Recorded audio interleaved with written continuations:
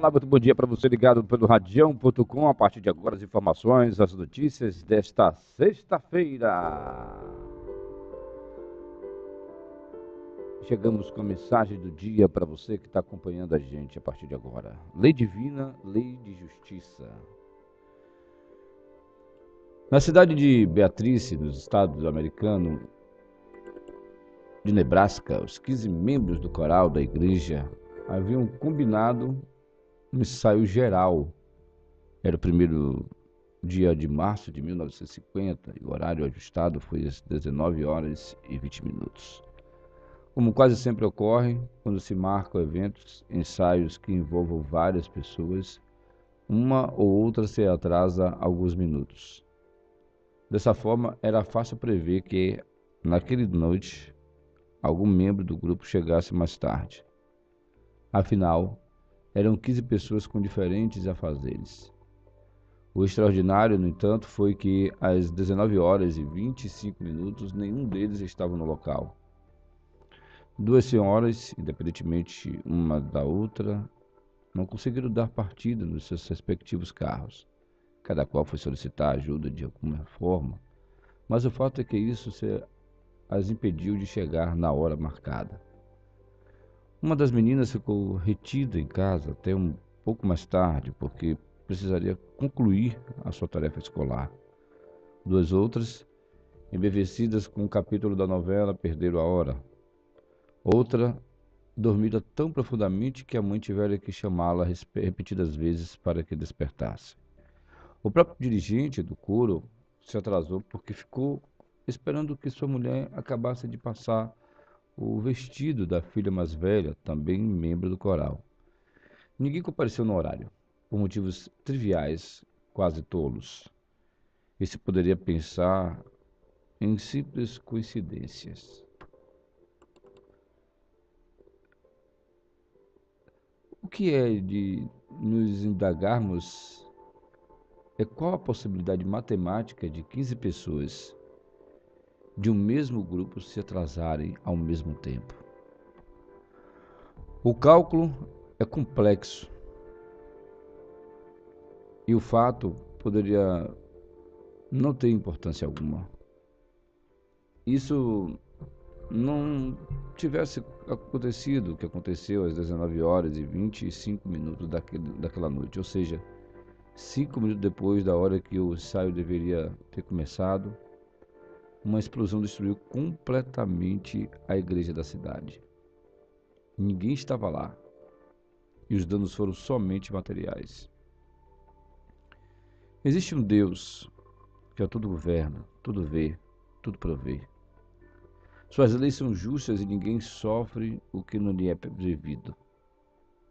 Isso assinala uma lei que se chama de ação e reação, que nos diz que para tudo que nos sucede existe um motivo. Se não é desta vida, trata-se de algo de existências passadas. Por isso, algo nos detém o passo e nos atrasamos alguns segundos ou minutos. Isso nos evita o envolvimento em algum acidente de trânsito à frente. Por isso, alguém nos chama quando nos encontramos à porta e exige que façamos algo antes da nossa saída.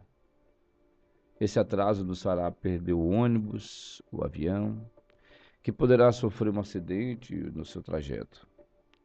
A lei divina é precisa, e se acreditamos que há muita injustiça na terra, o que podemos ter certeza é de que não há injustiçados. Tudo tem uma razão de ser e acontecer. Cabendo-nos recordar a sábia exortação de Jesus: a cada um será dado segundo as suas obras. Seria necessário transcorrer os séculos para aprendermos a respeito da multiplicidade das vidas, a fim de compreendermos o exato sentido desse ensino de Jesus. Ensino que nos leva a entender por que algo ocorre conosco e não com o nosso vizinho, nosso amigo, nosso parente. Ou ao contrário, acontece com nossos conhecidos e não nos acontece, e não nos alcança.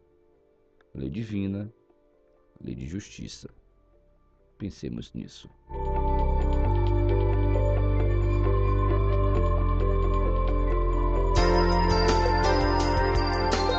O Radião tá na web. O Radião é pra você. É pra todo mundo ouvir. Newton César, Newton César.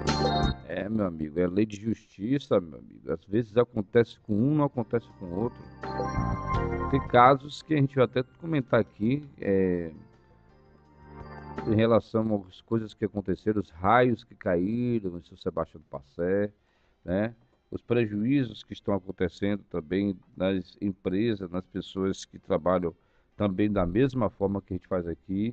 Graças a Deus a gente tem tomado cuidado. E outra coisa, gosto muito dos raios, gosto muito das chuvas, né? Tenho assim um respeito muito grande. Eu ensino o que meus avós e meus pais ensinaram para mim, aos meus filhos, da mesma maneira, né? Desligo tudo, tiro tudo da tomada, paro tudo. Vou sentar no quarto, no canto, vou contar história, vou falar um pouco do respeito às coisas né, da natureza que a gente precisa ter. Hoje ninguém tem respeito por nada, né? Acontece as coisas aí, não param, vai deixando as coisas para fazer porque só pensa no vil metal, é complicado. Mas a gente pensa que a gente está no mundo, né? No mundo onde o dinheiro é realmente permitido para a gente sobreviver. A gente precisa pensar. Mas a forma do como a gente pensa e do como a gente age com ele. Vamos às principais notícias do dia de hoje, sexta-feira, né? Hoje nem acredito, já estamos fechando a primeira semana praticamente do mês de dezembro, hein? 2019 parece que está com pressa de chegar. O que é que vem por aí? Só Deus é quem sabe. Pertence a Deus amanhã. A gente está pedindo a Deus que tudo dê certo. Aqui você acompanha nossas notícias, vamos estar nessa proposta, já está chegando aí o radião.com.br, que é o OR+, vai ser apelidado de OR+, quando eu falar OR+, agora é o radião.com.br, e o radião.com é o que agora? Rádio e televisão, o Radião. Vamos às manchetes e as informações do dia. Mais de 1.300.000 pessoas no mundo morrem anualmente no trânsito. Para especialistas, os governos reduziram os esforços na busca para a solução do problema, né? Estudo da Organização Mundial de Saúde, OMS, divulga nesta sexta-feira, dia 7, mostra aumento contínuo das mortes no trânsito pelos dados do relatório 1.350 milhões de pessoas perde as suas vidas todos os anos em decorrência de acidente de trânsito. Os dados mais alarmantes estão em países da África. Só podia ser também, né? Aí depois o Brasil deve estar por perto também, né? Para especialistas, os governos reduziram os esforços para buscarem, né, soluções para o problema. O relatório da situação global da OMS sobre a segurança do trânsito de 2018 destaca que lesões causadas pelo trânsito são hoje a principal causa de morte de crianças e jovens entre 5 e 29 anos. O documento inclui informações sobre o aumento do número total de mortes e que as taxas de mortalidade da população mundial se estabilizaram nos últimos anos. Olha, eu tenho aqui um quadrozinho fantástico para você, viu? Muito bom. Entrou na história. Vamos ver o que entrou na história para a gente aqui. Você está acompanhando a gente com a programação Sinal Aberto nesta manhã. Vamos lá, o que entrou na história? Primeira parte. Fatos, acontecimentos, destaque, foi notícia que marcou o mundo. O que aconteceu na data de hoje? No ar. Entrou para a história. No dia 7 de dezembro de 1940, foi criado o Código Penal Brasileiro por Getúlio Vargas. Em um dia como hoje, no ano de 1940, era criado o Código Penal vigente do Brasil pelo decreto da Lei de número 2.848, pelo então presidente Getúlio Vargas. Este é o terceiro da história do Brasil e o que está há mais tempo em vigência. Após os códigos de 1830 e 1890, apesar de ser extenso o Código Penal, não compreende toda a questão penal prevista na lei brasileira e, por isso, há uma grande quantidade de leis penais especiais. Você ouviu Entrou para a História. O Radião tá na web. O Radião é pra você. É pra todo mundo ouvir. Newton César. Ok, estamos de volta aqui com as informações do dia. Dizer a você que a gente tá aqui, viu? Você pode mandar sua mensagem aqui pelo... eu tô retransmitindo também lá pelo Facebook, né? Nós estamos fazendo aqui a nossa engenharia de retransmitir pelo Facebook. Você que acompanha a gente aí pelo radião.com, muito obrigado pelo carinho do acesso. Isso, manda coraçãozinho aí que eu gosto, viu? Manda curtidas aí, é bom demais. E manda também a sua mensagem, né, pra gente, ok? Você pode também mandar sua mensagem no nosso site. Nosso site é também um espaço apropriado também para você mandar sua mensagem também. Aproveita para pegar o link lá das indicações, indica quem é que você quer para participar nesse ano de 2018, que a gente vai voltar à segunda edição de 2018 dos melhores do ano, ok? Será que a voz já está melhor lá? Quero dizer que o Facebook ontem, gracista o Facebook, né? Mudou minha voz. Eu tô vendo o pessoal dizendo, você tá gripado, Newton César, a voz tá grave, tá diferente. Eu tô achando que era, porque a voz de manhã realmente, quando a gente acorda, né, a gente fica com aquele grave, um pouquinho assim, mas quando eu fui olhar, o pitch da voz do Facebook tava ruim. Só que eu gravo tudo aqui, né? Tudo já fica gravado. Eu peguei, tirei o vídeo de ontem que tava ao vivo e botei o gravado que tava perfeito, a qualidade, o som tava muito bom. Mas não entendi qual era do Facebook, queria botar minha voz mais grave do que já tem. Ah, meu irmão, aí fica difícil. Olha, novo ministério. A pastora e advogada Damares Alves, ex-assessora de Magno Malta, foi anunciada como futura chefe do Ministério da Mulher, Família e Direitos Humanos nesta quinta. Durante a entrevista, a jornalista do Centro Cultural Banco do Brasil, a CCB, ela declarou-se contra ao aborto. Ótimo. Já ganhou meu apoio. Sou totalmente contra ao aborto, né? Eu já gostei dela já. Eu acho que nenhuma mulher quer abortar. Elas chegam até o aborto porque não tem outra opção. A mulher que aborta acreditando que está desengravidando. O aborto não desengravida nenhuma mulher, afirmou o deputado Sócrates Cavalcante do DEM. Considerou uma provocação a escolha de Damares pelo presidente eleito. Se antes parecia uma ingratidão, agora fica claro que há uma intenção de afrontar o Magno Malta, disse a reportagem do parlamentar, que é membro do núcleo duro da Frente Evangélica na Câmara. Ai, ai. Ai, ai. Olha, a abertura dos painéis da CCXP 2018 ficou por conta de Chris Columbus, diretor conhecido por dirigir filmes que marcaram a infância de muita gente, como os Goonies, Harry Potter e Pedra Filosofal, uma babá quase perfeita, Esqueceram de Mim, entre outros. Ovacionado pela plateia presente no Auditório Cinemark nesta quinta-feira, dia 6, Columbus subiu ao palco demonstrando grande carinho pelo Brasil. Flávio Bolsonaro, o líder do PT na Câmara, deputado Paulo Pimenta, do Rio Grande do Sul, ingressou nesta quinta-feira, dia 6, com a representação criminal na Procuradoria-Geral da República para pedir a instauração de procedimento para investigar se o filho do presidente eleito Jair Bolsonaro, o senador eleito Flávio Bolsonaro e a futura primeira-dama, Michele Bolsonaro, receberam repasses de dinheiro ilícito. O pedido baseia-se na reportagem publicada nesta quinta-feira pelo Estadão, que mostra que relatório do Conselho de Controle de Atividades Financeiras, COAF, apontou movimentação atípica de R$1.200.000 em uma conta no nome de um ex-assessor de Flávio entre janeiro de 2016 e janeiro de 2017. Flávio Bolsonaro saiu em defesa do ex-funcionário no Twitter. Fabrício Queiroz trabalhou com ele por mais de 10 anos e sempre foi a pessoa da confiança. disse o filho do presidente eleito Jair Bolsonaro no Twitter. Nunca soube de algo que desabonasse sua conduta. Em outubro, foi exonerado a pedido para tratar de sua passagem para inatividade e tenha certeza de que ele dará todos os esclarecimentos. Agora vamos a Jair Bolsonaro. Já circula nas redes sociais uma imagem que atribui ao presidente eleito Jair Bolsonaro uma declaração elogiosa à cavalaria norte-americana por ter no passado dizimado populações indígenas.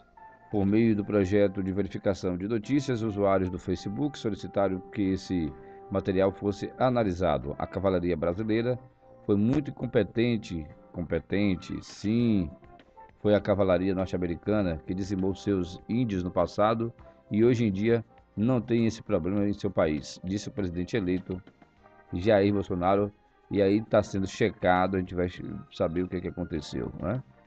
12 pesquisadores brasileiros estão entre os cientistas mais influentes no mundo em suas respectivas áreas de conhecimento.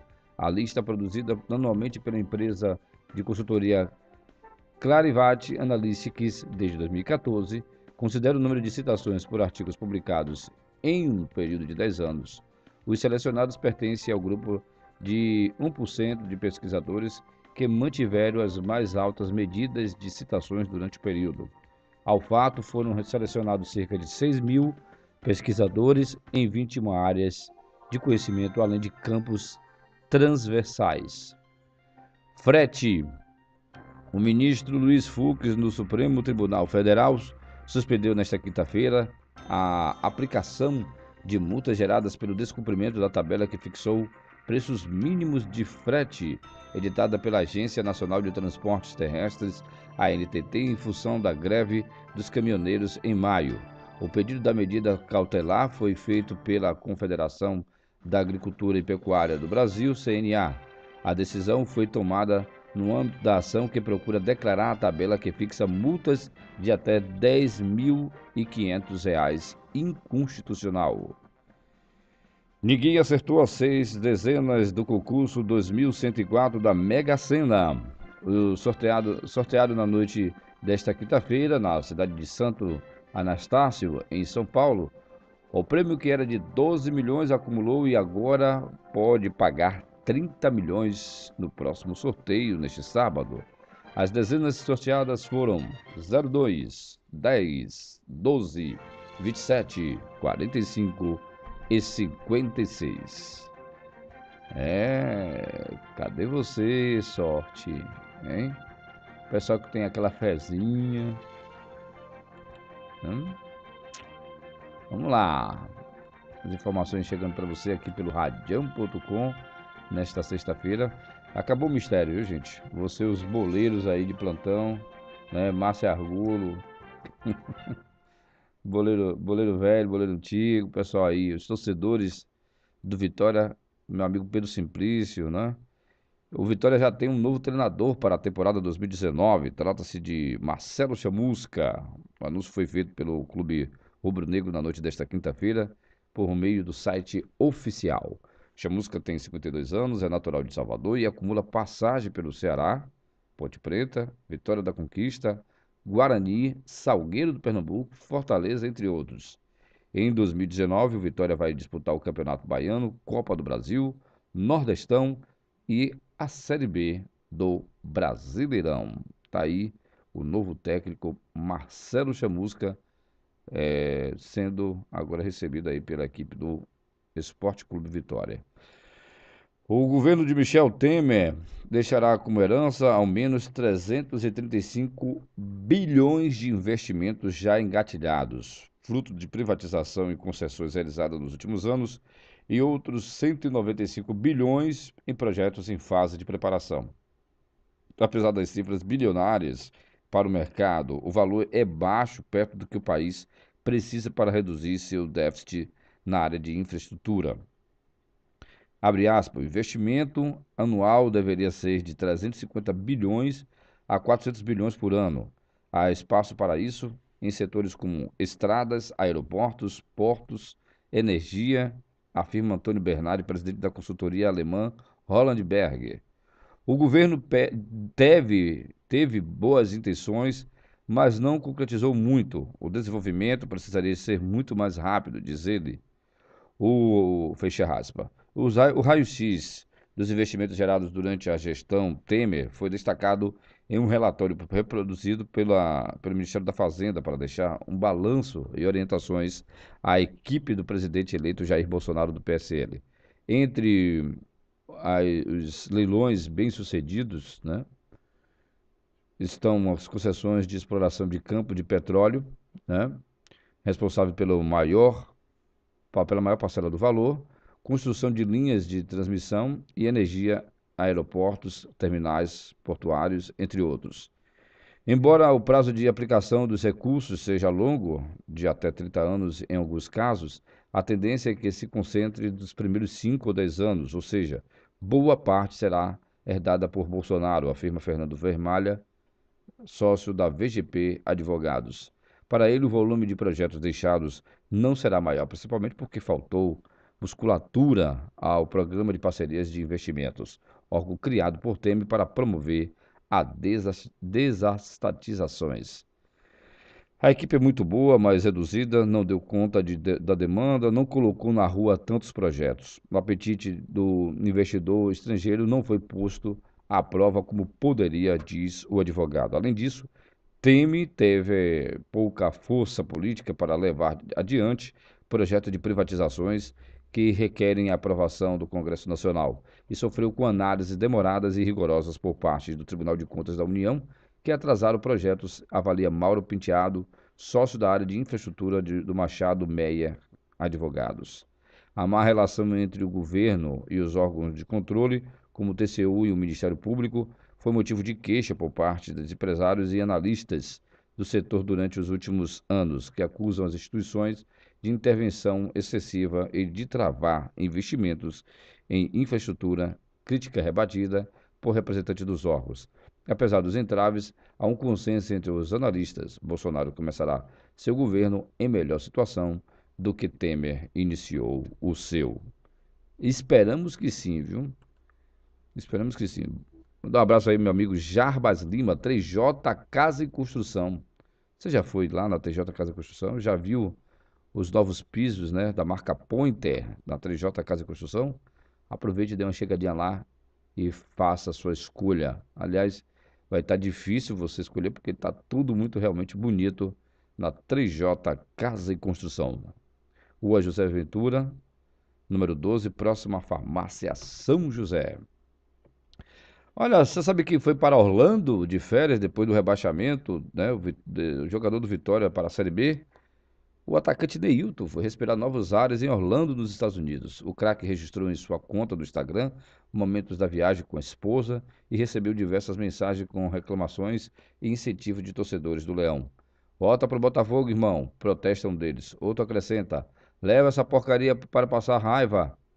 Por outro lado, estão os torcedores que defendem a permanência do atacante, mas cobram mais empenho. Tomara que 2019 seja o seu ano do Vitória, porque você está devendo para nós aqui. Você é bola, moleque. Comenta o torcedor.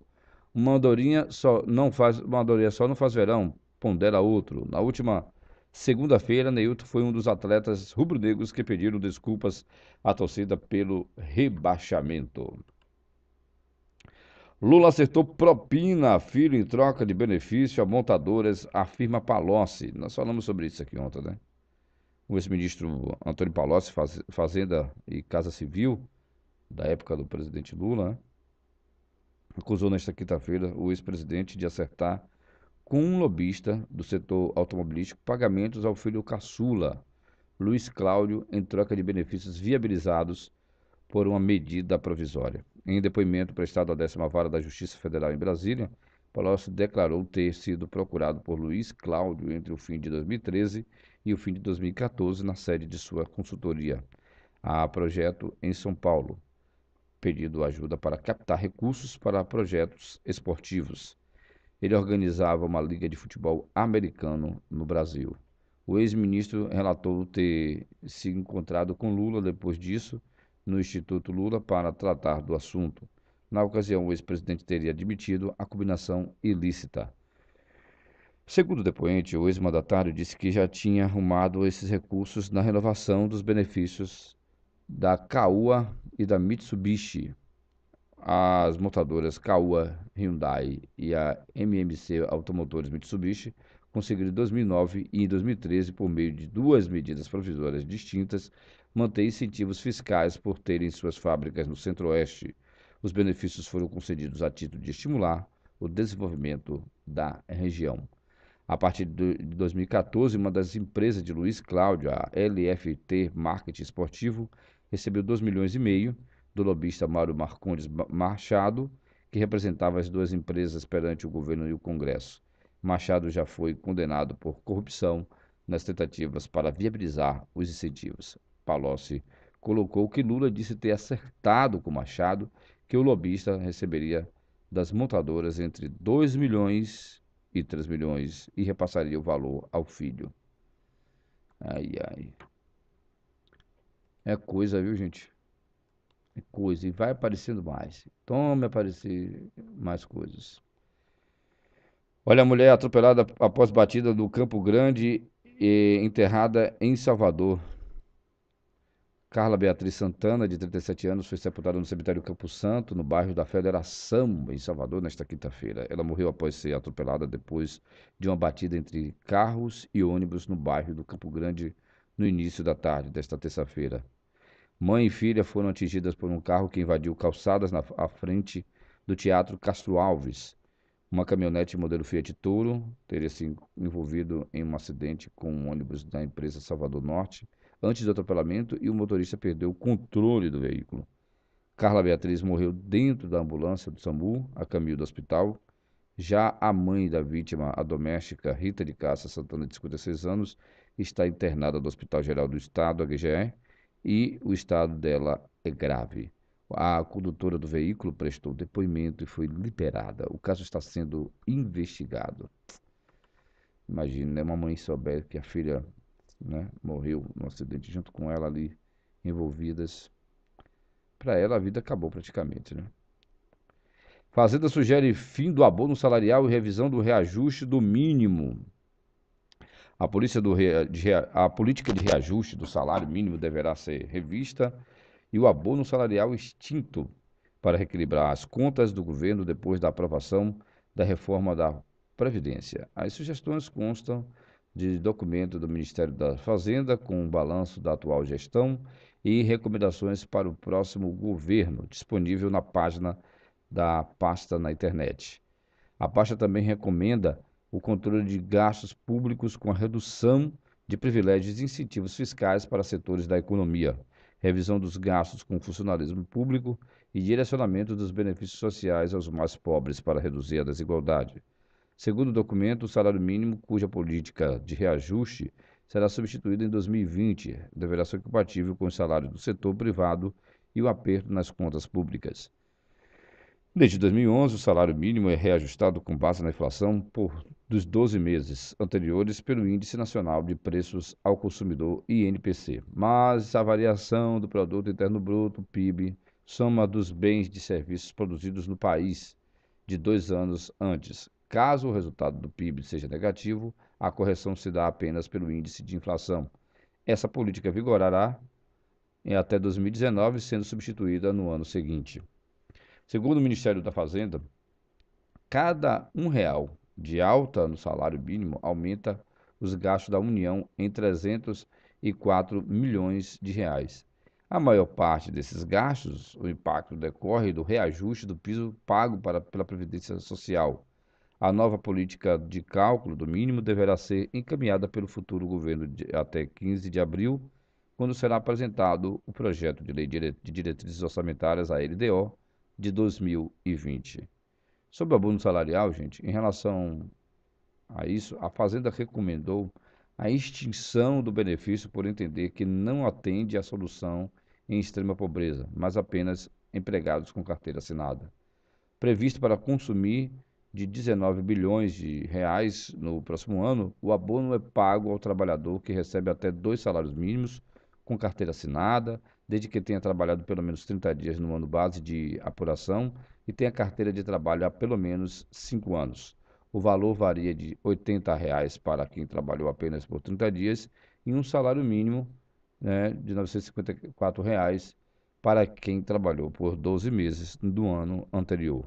Para aumentar a eficiência dos gastos sociais, o Ministério da Fazenda, que será transformado em Ministério da Economia em janeiro, recomendou medidas adicionais em que também entram a revisão do benefício de prestação continuada BPC, concedido a idosos e a pessoa com deficiência, a transferência da aposentadoria rural da Previdência para a assistência social e mudanças no regime previdenciário dos militares, com a possível cobrança de contribuição sobre pensões e proventos de militares inativos.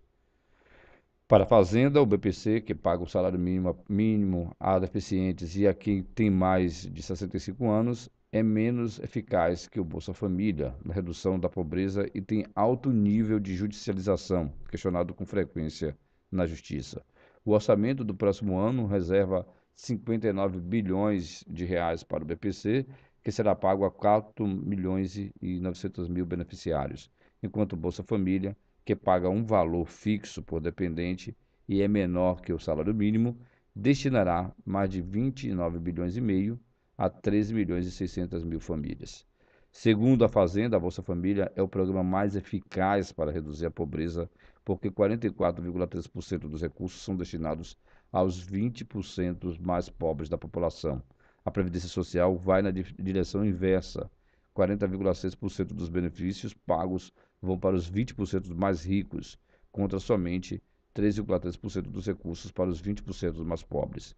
Já o FGTS, a Fazenda propõe uma reforma no Fundo de Garantia do Tempo de Serviço FGTS, de modo a usar os recursos do fundo para financiar parcialmente o seguro-desemprego e aumentar a rentabilidade das contas, que atualmente pagam 3% mais taxa referencial ao ano, mais participação dos lucros. A pasta também sugere a extinção do Fundo de Investimento do FGTS, que financia projetos escolhidos pelo governo e foi foco de corrupção nos últimos anos, por entender que a livre alocação de recursos é mais eficiente. Vamos à segunda parte do que aconteceu na história, né? Um quadro aqui que a gente está apresentando aqui agora, entrou na história a segunda parte. Vamos lá. Fatos, acontecimentos, destaque, foi notícia que marcou o mundo. O que aconteceu na data de hoje, no ar. Entrou para a história. No dia 7 de dezembro de 1985, chega ao fim a produção da série Caverna do Dragão. Em um dia como esse, em 85, chegava o fim da produção original da série animada Caverna do Dragão, um grande sucesso no começo dos anos 80. Chamado Dungeons & Dragons em inglês, a série foi ao ar em 17 de setembro de 1983 na rede de televisão norte-americana CBS. Depois foi transmitida em vários países, entre eles o Brasil, onde alcançou enorme audiência. Ao todo foram produzidos 27 episódios divididos em 3 temporadas. Você ouviu Entrou para a História. É claro que hoje é reproduzido a Caverna do Dragão e muita gente me pergunta por que eles nunca conseguem voltar, né, para a terra deles, né? Por que eles não conseguem voltar? Aí fica aquele suspense. Será que eles já desencarnaram, estão achando que estão vivos, vivem o mundo espiritual deles ali, né?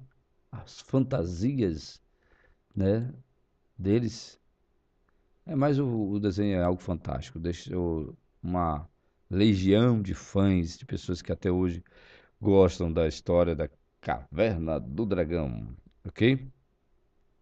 Eu quero deixar para vocês bem claro que mandar um abraço aqui a Cláudio Portugal. Bom dia, NC. Bom dia, Cláudio Portugal. Forte abraço para você.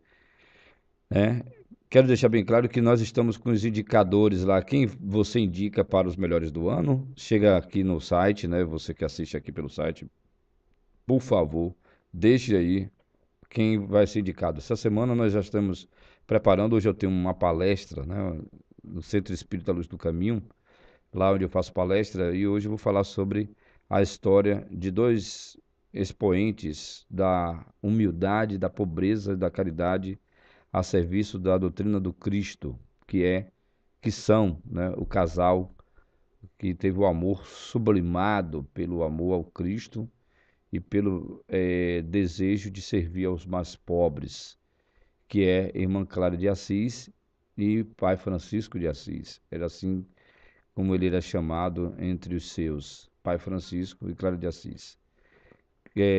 Vou falar um pouco da história de humildade dos dois e os conceitos de Clara de Assis sobre Francisco de Assis.